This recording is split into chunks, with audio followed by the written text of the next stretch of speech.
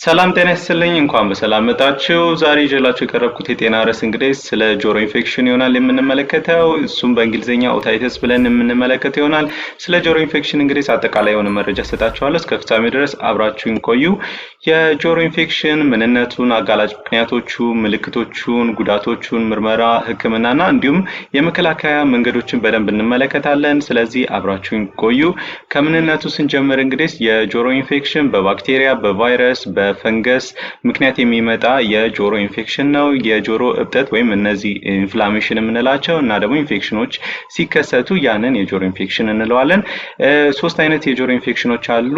የጆሮ ኢንፌክሽን የምንላቸው እንግዲህ ኦታይተስ ኤክስተርና የምንለው አለ፣ ኦታይተስ ሚዲያ፣ ኦታይተስ ኢንተርና የምንላቸው አሉ። እነሱም እንግዲህ የጆሮ ክፍሎች ላይ የተመሰረቱ ናቸው። ኦታይተስ ኤክስተርና የምንለው በውጭው የጆሮ አችን ክፍል የሚከሰት ነው። እዚህ ጋር እስከ ቲምፓኒክ ሜምብሬናችን ወይም እስከ ጆሮ ታምቡራችን ድረስ ውጪ ክፍል ያለውን እሱን ኦታይተስ ኤክስተርና እንለዋለን። እዚህ አካባቢ ኢንፌክሽን ከተከሰተ ከዛ ደግሞ ሚድል ኢር ውስጥ የሚከሰት ከሆነ ደግሞ ኦታይተስ ሚዲያ እንለዋለን። ወይም የመካከለኛው የጆሮአችን ክፍል ውስጥ የሚከሰት ከሆነ ያም እንግዲህ ውስጡ የሚፈስ ፈሳሽ ወይም እነዚህ መግሎችን ሊይዝ ይችላል ወይም መግሎችን ላይዝ ይችላል። ከዛ ደግሞ እሱን አልፎ ደግሞ እነዚህ ነርቮች አካባቢ የሚከሰት ከሆነ እሱን ኦታይተስ ኢንተርና እንለዋለን። የውስጠኛው የጆሮ ክፍል ውስጥ የሚከሰት ከሆነ ያም እንግዲህ እነዚህ ቬስቲቡሎኮክሊያር የሚባሉ ነርቮች ስላሉ እነሱ ነርቮች አታክ የሚያደርግ ከሆነ እነሱን የኢንተርናል ኦታይተስ ኢንተርና ብለን እንከፍለዋለን ማለት ነው። ስለዚህ የጆሮ ኢንፌክሽኖች እነዚህ ሶስቱ ናቸው። ኦታይተስ ኤክስተርና፣ ሚዲያ እና ኢንተርና የምንለው ናቸው። ብዙ ሰዎች የሚመጡት እንግዲህ ኦታይተስ ሚዲያ እና በኦታይተስ ኤክስተርና ኢንፌክሽኖች ናቸው። ስለዚህ እነሱን በደንብ እንመለከታለን።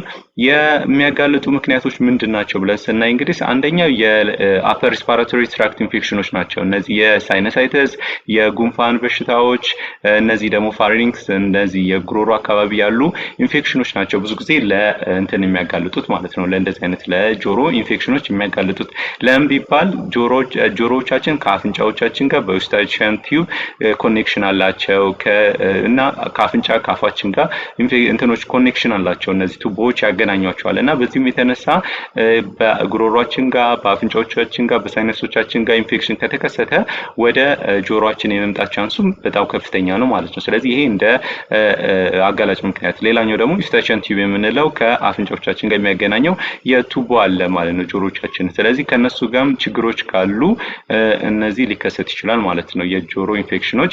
ሌላኛው ደግሞ ለተበከለ ውሃ መጋለጥ ማለት ነው። በተለይ ደግሞ እነዚህ ለኦታይተስ ኤክስተርና ወይም ለውጭኛው ክፍል የጆሮአችን ኢንፌክሽን የሚያጋልጠን አንደኛው ምክንያት ነው ይሄ ለተበከለ ውሃ መጋለጣችን ማለት ነው። ለምሳሌ የሚዋኙ ከሆነ በተበከለ ውሃ ውስጥ ዋና የሚዋኙ ከሆነ ለዚህ የመጋለጥ እድላችሁ በጣም ከፍተኛ ነው የሚሆነው ማለት ነው በጆሮዎች ውስጥ ስለሚገባ ማለት ነው። ስለዚህ እነዚህ ኢር ፕላግ የምንላቸው ጆሮን ውሃ ወደ ጆሮ እንዳይገባ የሚያደርጉ እነዚህ እንደ ኤርፎን የሚመስሉ ነገሮች አሉ ጆሮዎች ውስጥ የሚከተቱ እነሱን የማይጠቀሙ ከሆነ ከውሃዎቹ እነዚህ የተበከሉ ውሃዎች ውስጥ ያሉ ባክቴሪያዎች እነዚህ ፓራሳይቶች ሊሆኑ ይችላሉ ወደ ጆሮ ገብተው ኢንፌክሽን ሊያመጡ ይችላሉ። ብዙ ጊዜ ግን የውጭኛውን የጆሮአችን ክፍል ስለሚያጠቁ ኦታይተስ ኤክስተርና ሊያመጡ ይችላሉ ማለት ነው። ሌላኛው የጆሮ ንጽህናን አለመጠበቅ። የጆሮ ንጽህናን በትክክል የማይጠብቁ ከሆነ እና እንደገናም ደግሞ የጆሮ ጉዳት የሚደርስበት ከሆነ ለምሳሌ አሁን እነዚህ የጆሮ መጎርጎሪያ የምንላቸው አሉ እነዚህ ጥጦች ማለት ነው። እነዚህ ጥጥ ያላቸውን ክፍል ወደ ጆሮችን የምናስገባ ከሆነ ኢር ታምቡራችንን ልንጎዳ እንችላለን። እንደገናም ደግሞ ቆሻሻዎቹን ወደ ውስጥ ነው የምናስገባው እንጂ ወደ ውጪ ለማውጣት ይከብደናል ማለት። ስለዚህ እነዚህ ኪዩቲፕ የምንላቸውን ማለት ነው የሚጠቀሙ ከሆነ እዚህ በጣም የውጭኛው የጆሮአችን ክፍል እነዚህ ፒና የምንላቸው ላይ ብቻ ቆሻሻ ካለ እነሱን ለማጽዳት ነው እንጂ ውስጥ ድረስ መግባት አያስፈልግም። የውስጥ ያለ ኩክ ራሱ ማለት ነው የጆሮ ኩኩ ያስፈልገናል ማለት ነው። ቆሻሻዎችን ትራፕ ያደርጋል ቀስ እያለ በራሱ ናቹራል ዌይ እንዲወጣ ያደርጋል ማለት ነው ቆሻሻውን። ስለዚህ እሱ ራሱ እንዳይኖር ማድረግ ራሱ ለጆሮ ኢንፌክሽን የመጋለጥ ቻንሳችን በጣም ከፍተኛ ያደርጋል። ለምንድነው እነዚህ ደስቶችን የተለያዩ ባክቴሪያዎችን ምናምን ትራፕ አድርገው ይዘው ያስቆያሉ ማለት ነው እነዚህ ኩኮቹ ማለት ነው። ስለዚህ እነሱን በትክክል ሙሉ በሙሉ ማጥፋት አያስፈልግም። ግን እነዚህ ኦብስትራክሽን ካለና ኢንፋክሽን ካለ የኢር ዋክስ ኢንፋክሽን ካለ እነዚህ ዋክሶቹን ልናስወጣ እንችላለን። ግን የምናስወጣው ስፔሻሊ በጆሮ በጆሮና ከአንገት በላይ ስፔሻሊስቶች ኤንቲ ስፔሻሊስቶች ጋር በመሄድ ነው እንጂ ራሳችን አይደለም ማለት። ስለዚህ ጆሮ የሚጎረጉር ከሆነ አንደኛ ለማውጣት ሳይሆን ወደ ውስጥ እየገፉት ነው የሚሄዱት።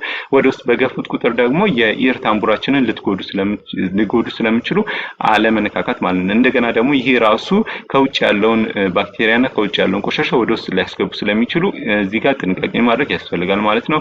ሌላኛው ደግሞ አለርጂ፣ እነዚህ ሳይነሳይተስ፣ ራይኖሳይነሳይተሶች ወይም አለርጂክ አለርጂ ኮንዲሽኖች ማለት ነው። እነዚህ ለእንትን ሊያጋልጡ ይችላሉ ማለት ነው፣ ለጆሮ ኢንፌክሽኖች።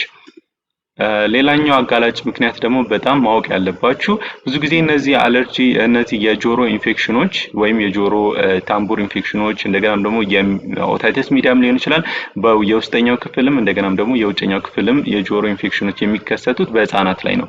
ስለዚህ ከ5 ዓመት በታች የሆኑ ህፃናት ላይ በጣም የተተኮረ እንትን ይላል። ለምን ቢባል ከውጭ ያለውን ክፍላቸውን ራሳቸው ማጽዳት ስለማይችሉ እንደገናም ደግሞ ብዙ ፎሬን ቦዲዎች ቢገቡ ማስወጣት ስለማይቻል ማለት። ስለዚህ እናንተ ማድረግ ያለባችሁ ነገር ምንድነው ማለት ነው? ህፃናት ላይ በጣም ኖቲስ ማድረግ አለባችሁ። የሚበሳጩ ከሆነና እነዚህ የሚያለቃቅሱ ከሆነ ትኩሳት ያላቸው ከሆነ መጠርጠር ያስፈልጋል። ግዴታ በጆሮአቸው ፈሳሽ ወይም እነዚህ መግል ነገር መውጣት አያስፈልግም ማለት ነው። ግዴታ እነዚህ የሚበሳጩ ከሆነ በጣም የሚያለቅሱ ከሆነና ደግሞ ትኩሳት ካላቸው መጠርጠር ያስፈልጋል ማለት ነው። ስለዚህ ልጆች ላይ በጣም በብዙ ይገኛል ማለት ነው። ሌላኛው ደግሞ ልጆች አሁን በተኙበት እነዚህ ጡት የምታጠቧቸው ከሆነ ወይም እነዚህ ወተት የምታጠቧቸው ከሆነ ሙሉ በሙሉ ወተቱን ወደ አፋቸው ላይ ወስዱት ይችላሉ። በአፋቸው ምክንያት ከአፋቸው ወጥቶ ወደ ጆሮአቸው እንደዚህ ሊገባ ይችላል ማለት። ስለዚህ ኦታይቲስ ኤክስተርና ወይም የጆሮ ኢንፌክሽን የመጋለጥ እድላቸው በጣም ከፍተኛ ነው። ስለዚህ ሲያጠቧቸው ወይም ከፍ አድርገው አትሊስት 30 ዲግሪ ወይም እስከ 45 ዲግሪ ከፍ አድርገው በስተክል እጅ ላይ ይዟቸው ማጥባት ነው። ወይም በአንዱ ሳይድ ብቻ አስተኝተዋቸው ያ ማለት እንግዲህ ወደ ጆሮአቸው እንዳይሄድ በአንዱ ጎን አስተኝተው ሊያጠቧቸው ይችላሉ ማለት ነው። ሌላኛው ደግሞ የጉንፋን በሽታዎች ናቸው። እነዚህ ቅድም እንዳልነው ነው አፐር ሪስፓራቶሪ ትራክት ኢንፌክሽን ያለባቸው ሰዎች ለጆሮ ኢንፌክሽን የመጋለጥ እድላቸው በጣም ከፍተኛ ነው። ሌላኛው የተበከለ ውሃ ውስጥ የሚዋኙ ከሆነ ቅድም እንዳልነው፣ እንደገናም ደግሞ የተበከለ ውሃ ፊታቸውን ስትታጠቡ ምናምን ጆሮአችሁ ውስጥ የሚገባ ከሆነ፣ ሻወር ስትወስዱ ጆሮአችሁ ውስጥ የሚገቡ ከሆነ እነዚህ ለእንትን ኢንፌክሽን የመጋለጥ እድላቸው በጣም ከፍተኛ ነው ማለት ነው። ስለዚህ እነዚህ ለምሳሌ ወንዞች ውስጥ ምናምን የምትዋኙ ከሆነ ብዙ መጥፎ የሆኑ ኬሚካሎች ወደ ወንዝ ወደ ወራጅ ወንዞች ምናምን ሊለቀቁ ይችላሉ። ከፋብሪካ የሚወጡ ዌስቶች ሊለቀቁ ይችላሉ። እንደገናም ደግሞ ቆሻሻዎች ምናምን ሊኖር ስለሚችሉ መጠንቀቅ ያስፈልጋል ማለት ነው። ሌላኛው ደግሞ ለጭስ መጋለጥና ማጨስ እንደዚሁ ለጆሮ ኢንፌክሽን የመጋለጥ እድላችንን በጣም ከፍተኛ ያደርጉታል ማለት ነው። ስለዚህ እነዚህ አጋላጭ ምክንያቶቹ ናቸው ለጆሮ ኢንፌክሽኖች ማለት ነው። ምን አይነት ምልክቶችን ያሳያል ስንል ብዙ ሰዎች የሚመጡበት ምክንያት አንደኛ የጆሮ ህመም አለኝ ነው። ኦታልጂያ ይኖራቸዋል። በጣም የሚቆጠቁጥ አይነት የጆሮ ህመም ይሰማቸዋል። ከዛ ደግሞ የጆሮ ህመሙ ራሱ ለጭንቅላታችን በጣም ቅርብ ቦታ ስለሆነ የራስ ምታት ሊሰማቸው ይችላል። ስፔሻሊ ደግሞ በዚህ በራሳቸው አንዱ ጎን ከጆሮአቸው አጠገብ ባለው ራስ ምታት በጣም ሊቸገሩ ይችላሉ ማለት ነው። ነርቮቹ እዛ አካባቢ ተመሳሳይ ስለሆኑ ማለት ነው።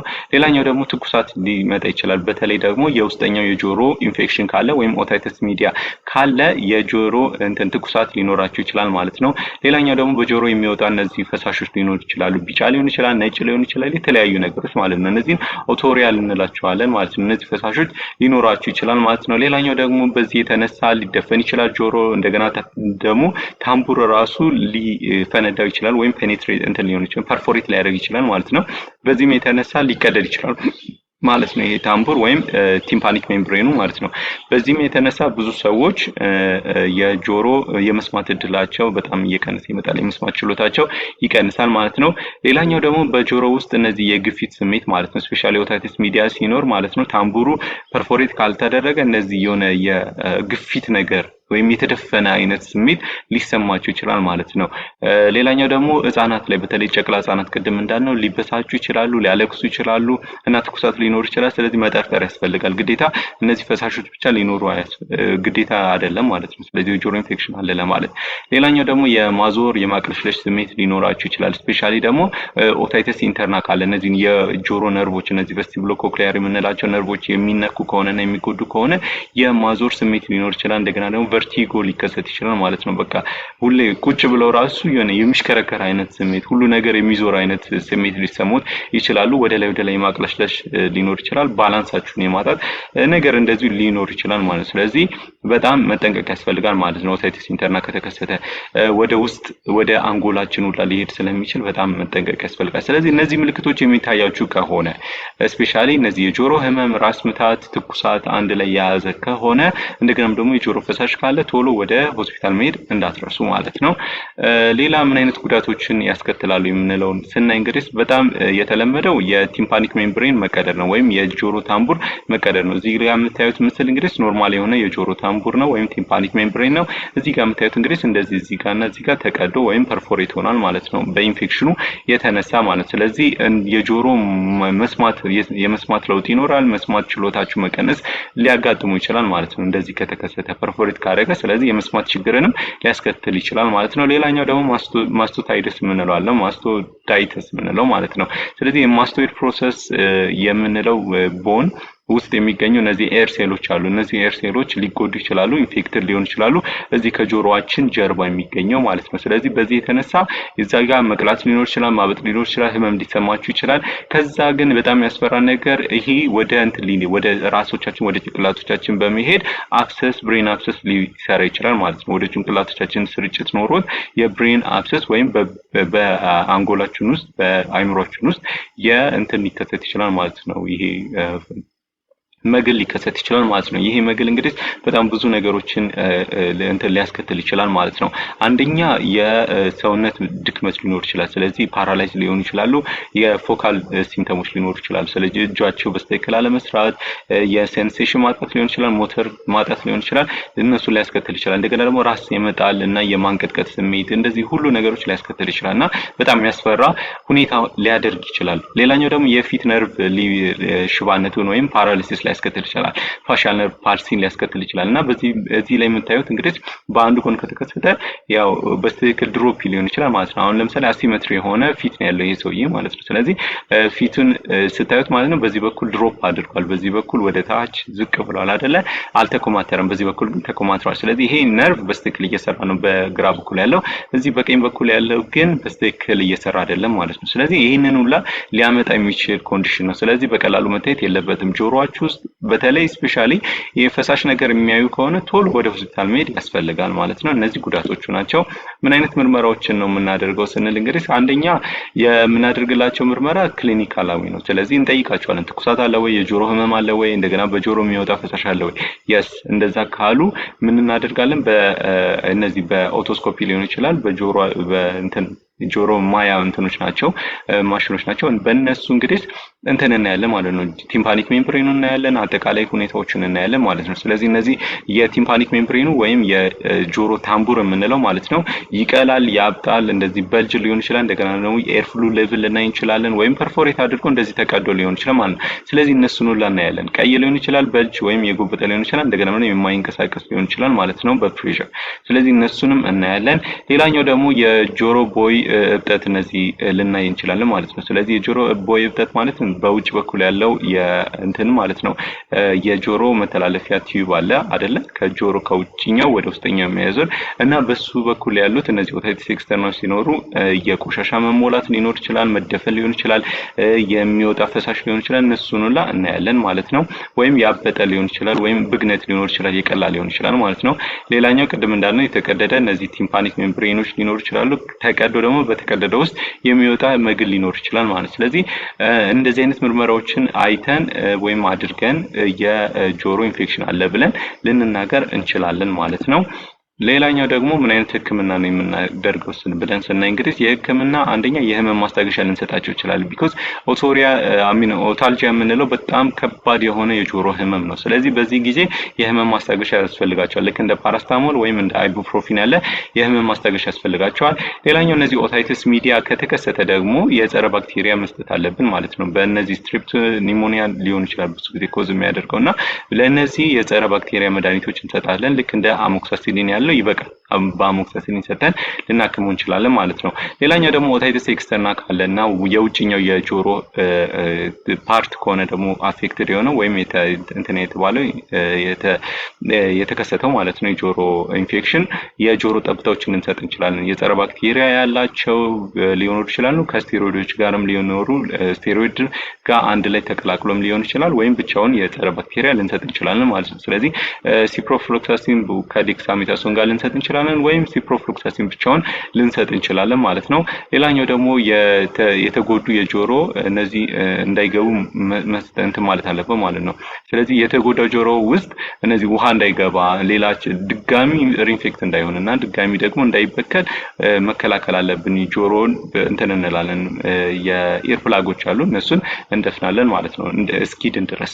ሌላኛው ደግሞ እነዚህ አፐር ሪስፓራቶሪ ትራክት ኢንፌክሽን ወይም የላይኛው የመተንፈሻ አካላት ኢንፌክሽኖች ካሉ አለርጂዎች ካሉ እነሱን እናክማለን። እነዚህን በማከም እንደውም ፕሪቬንት ነው የምናደርገው ማለት ነው የእንትንን የጆሮ ኢንፌክሽን እንዳይከሰት ማለት ነው።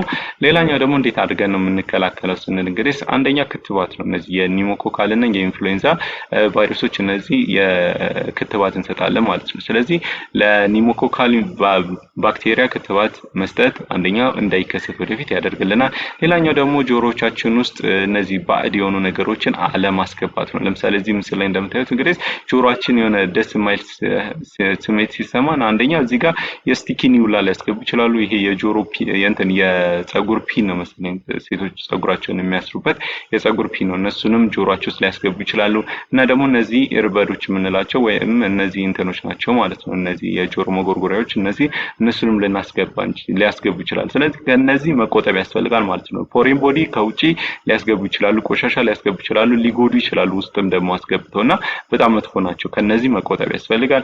ሌላኛው ደግሞ በዋና ጊዜ እንደዚህ አይነት ያሉ ምስሎች እዚህ ምስል ላይ እንደምታዩት ማለት ነው ኢር ፕላጎችን መጠቀም ያስፈልጋል። የጆሮዎቻችን ወደ ውስጥ እንዳይገቡና እንደገና ደግሞ ኢንፌክትድ እንዳይሆን ማለት ነው። በሚያወኙበት ጊዜ የተበከለ ውሃ ወደ ጆሮዎቻችን እንዳይገባ ኢር ፕላጎችን መጠቀም ያስፈልጋል ማለት ነው። ሌላኛው ደግሞ የአፐር ሪስፓራቶሪ ትራክት ኢንፌክሽን ካለባችሁ የላይኛው የመተንፈሻ አካላት ህመም ካለባችሁ ልክ እንደ የላንጋ ኢንፌክሽን ሊሆን ይችላል፣ የጉንፋን ኢንፌክሽን ሊሆን ይችላል። እንደገና ደግሞ የሳይነስ ኢንፌክሽን ካለ እነሱን ማከም ያስፈልጋል ማለት ነው። እነሱን ማከም ለጆሮ ኢንፌክሽን የመጋለጥ እድልን በጣም ይቀንሳል ማለት ነው። ለምን ቢባል ሳይነሶቻችንም አፍንጫዎቻችንም አፋዎቻችንም ከጆሮአችን ጋር የሚገናኙበት ቱቦ ስላለ አፋችን ጋር ወይም አፍንጫችን ጋር የተከሰተ ኢንፌክሽን ወደ ጆሮአችን ሊሄድ ስለሚችል ማለት ነው። እና እነዚህ ነገሮች በማድረግ የጆሮ ኢንፌክሽንን መከላከል ይቻላል ማለት ነው። ስለዚህ ውድ ተመልካቾቼ ለዛሬ ይዤላችሁ የቀረብኩት የጤና ርዕስ ይሄንን ይመስል ነበረ። ጥሩ ጊዜያትን አሳልፋችኋል ብዬ ተስፋ አደርጋለሁ። ላይክ፣ ሼር እና ሰብስክራይብ ያድርጉ። ሌሎች ሰዎችም ይጠቀማሉና ላይክ በደንብ ያድርጉልኝ፣ እንደገናም ደግሞ ሼር ያድርጉልኝ። በሌላ ቪዲዮ እስክንገናኝ ድረስ መልካም ጊዜ ይሆንላችሁ። ጥያቄ ካላችሁ ደግሞ ኮሜንት ሴክሽን ላይ አስቀምጡልኝ። መልካም ጊዜ። ቻው።